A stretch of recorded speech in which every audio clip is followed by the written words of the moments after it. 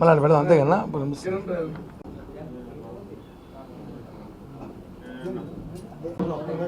Video full అయిందా? వేడైందా?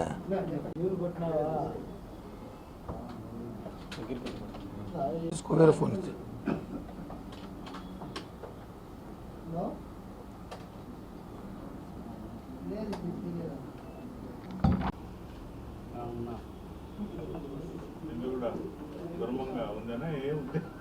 చెప్తాను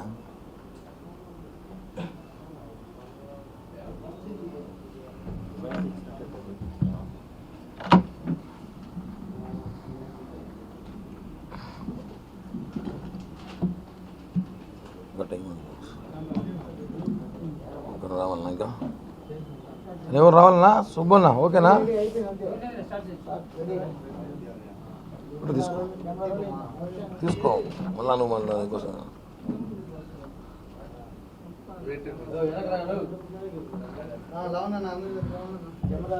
media మిత్రులందరికీ హృదయపూర్వక నమస్కారాలు తెలియజేస్తూ, ఈ రాష్ట్రంలో గత ప్రభుత్వం జగన్ మోహన్ రెడ్డి ప్రభుత్వం అయిపోయిన తర్వాత ఇప్పటికీ 80 రోజులు కావస్తోంది. ఈ 80 రోజుల్లో మనం చూస్తుంటే ఈ రాష్ట్రంలో మా పవర్ కన్నా వైర్ల పవర్, దీపావళి పవర్ ఎక్కువైనట్టుంది. మదనపల్లిలో చూసుంటాం, వైర్ల వల్ల షార్ట్ సర్క్యూట్ వచ్చిందని చెప్పారు. నిన్న తిరుమల తిరుపతి దేవస్థాన పరిపాలన భవనంలో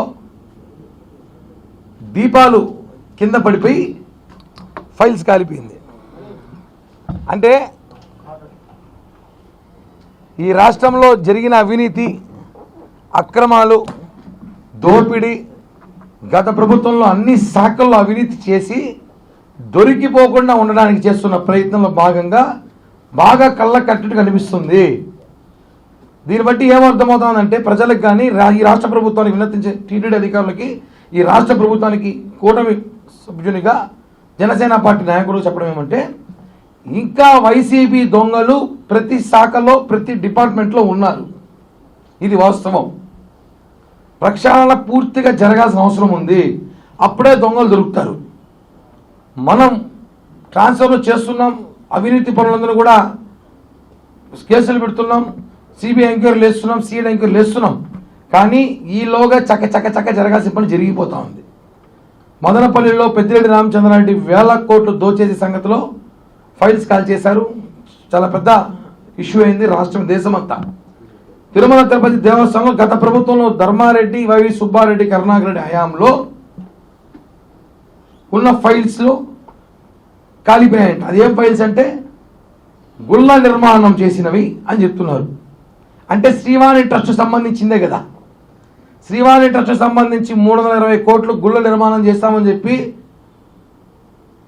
కాలర్లు ఎగరేసుకుంటున్నారు పాత పాలక మండలి సభ్యులు, పాలక మండలి చైర్మన్. ఆ లెక్కలు అడిగినాం. జనసేన పార్టీ అనేక సార్లు అడిగింది, ఏ గుళ్ళు నిర్మించారు మీరు, మాకు చిట్టా ఇవ్వండి, ఏ గుళ్ళకు డబ్బు ఖర్చు పెట్టారు, మాకు లెక్క చూపిండి అంటే ఇంతవరకు ఒక్కరు కూడా దాని మీద చూపించలేదు, మాట్లాడలేదు. ఇప్పుడు విజిలెన్స్ ఎంక్వైరీ జరుగుతోంది. విజిలెన్స్ ఎంక్వైరీలో భాగంగా ఎక్కడ చూపించాల్సి వస్తుందో, లేకపోతే దొంగలు దొరికిపోతారో, జరిగిన అవినీతి బయటపడుతుందనో దీపం పెడితే ఫైల్స్ కాలిపోయింది. మనం ఇళ్ళలో పెద్ద పెద్ద దీపాలు పెడతా ఉంటాం, అందరం పెడతాం దీపాలు అన్నాక. ఎప్పుడు ఏమి ఇంత పక్కన ఉన్న పేపర్ కాలదే. నేను పొద్దున ట్రై చేస్తాను దీపం చాలాసేపు అన్నీ ముట్టించి, 2-4 దీపాలు బాగా మండించి ఇంట్లో పెట్టి వెలుగుతో పెట్టించి ఫ్యాన్ లైన్ ఆర్పేసి ఏమైనా కాలుతుందేమో చుట్టూ కొన్ని పేపర్లు పెట్టినా, గాలికి పేపర్ పోతా తప్ప దీపం ఆరలా, దీపం మంటుకోలే. అంటే మీకు ఎట్ట కాలిపోయింది? ఇవన్నీ అధికారులు, కొంతమంది వైసీపీ అధికారులు టీటీడీలో చేరుకొని వాళ్ళని గత ప్రభుత్వంలో వాళ్ళకి సహాయం చేసి ఆర్థికంగా లాభం ఇచ్చిన అధికారులు కాపాడుకోవడానికి ప్రయత్నించిన భాగమే అనేసి జనసేన పార్టీ చెబుతుంది.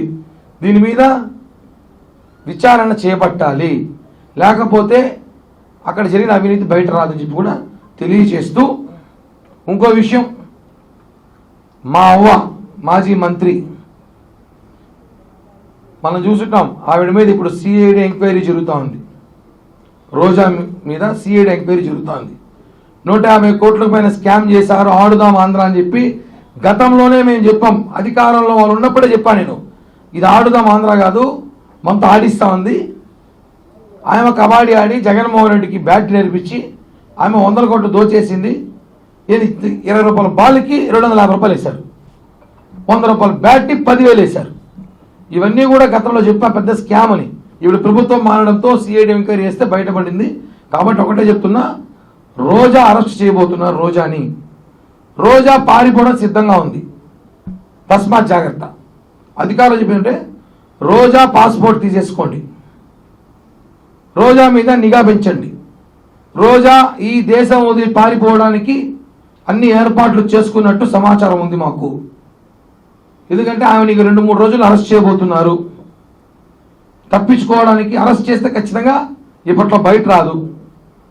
మా అవ్వకి మెయింటెనెన్స్ ఎక్కువ, కష్టం, జైల్లో అవన్నీ జరగదు ఆమెకి.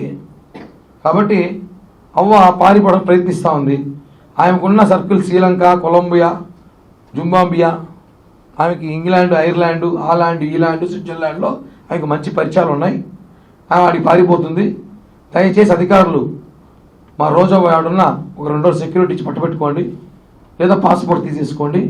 ఎందుకంటే మాకున్న సమాచారం రోజాకి అత్యంత సన్నిహితులు వాళ్ళే చెప్పారు, నీ బాధితులు మీ అవ్వ పారిపోతాం పట్టుకోండి అనేసి. కాబట్టి రోజా అవ్వ పారిపోతాన్ని పట్టుకోండి.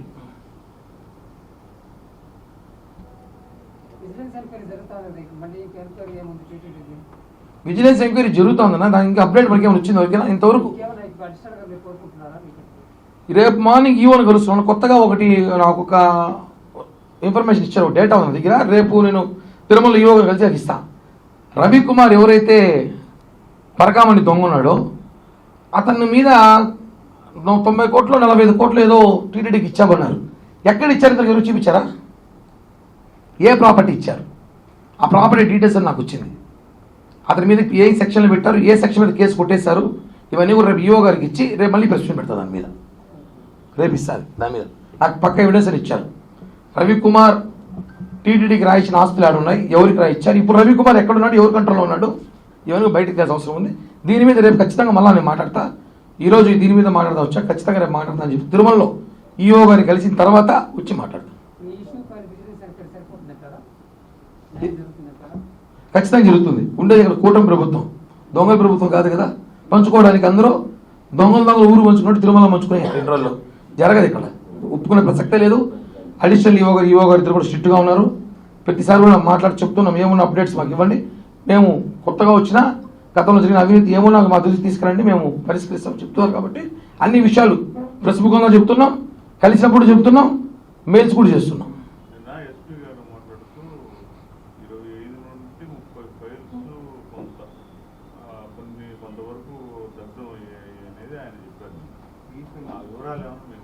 సార్ ఒకటే అండి, మేము డిమాండ్ ఏమంటే ఇంకొక 6 నెలల దాకా శనివారం ఆదివారం ఆఫీసుల్లో ప్రత్యేక బృందాన్ని పెట్టండి పోలీసులు.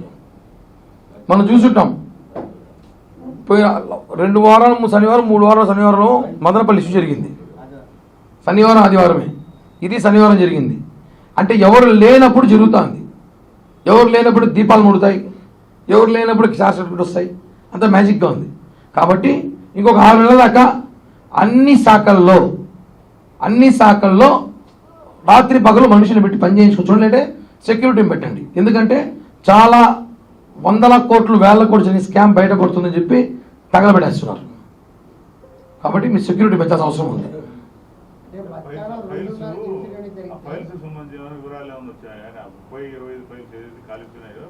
ఈరోజు సివిఎస్ఓ గారు ఇందాక ప్రెస్ మీట్లో చెప్పారు, రోడ్ ఇంజనీరింగ్ డెవలప్మెంట్ సంబంధించి రోడ్లు వేసిన డిపార్ట్మెంటు, సివిల్ వర్క్స్, అలాగే గుళ్ళ నిర్మాణం సంబంధించి కొన్ని గుళ్ళకు సంబంధించిన ఫైల్ అంటే శ్రీవాణి ట్రస్ట్ సంబంధించిన ఫైల్లే తగలబెట్టారు. ఇది వాస్తవం. శ్రీవాణి ట్రస్ట్ డబ్బులు దోచేశారు కాబట్టి తగలబెట్టారు. అది ఎవరు తగలబెట్టారు? అప్పట్లో వాళ్ళతో వాటా తిన్న అధికారులు ఇంకా ఉన్నారు తిరుమలలో. తిరుమల తిరుపతి దేవస్థానం ప్రక్షాళన చేయకపోతే వెంకటేశ్వర స్వామి కూడా కాపాడలేడు. ఇది మాత్రం వాస్తవం. జరిగితే సాయంత్రం 7 గంటల వరకు బయటకు వెళ్తున్నారు.